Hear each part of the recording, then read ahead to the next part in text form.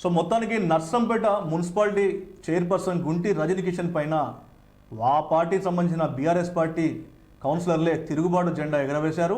మొత్తానికి అయితే అవిశ్వాసం పెడుతున్నాం అన్నట్టుగానే ఈరోజు జిల్లా కలెక్టర్ కార్యాలయంలో మరి అవిశ్వాస తీర్మానానికి సంబంధించిన కాపీని అయితే వాళ్ళకి అందజేసిళ్ళు.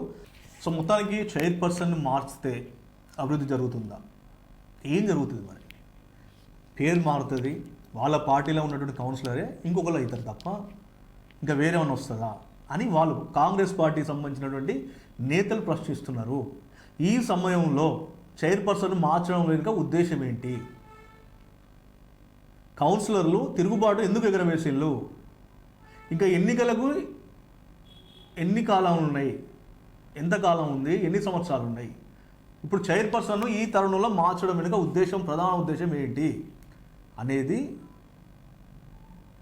బీఆర్ఎస్ పార్టీ నేతలలో ఉన్నది, కాంగ్రెస్ పార్టీ నేతలు ఉంది, నర్సంపేట వీళ్లకు ఓట్లేసి గెలిపించిన ప్రజల్లో కూడా ఇదే అనుమానం ఉన్నది.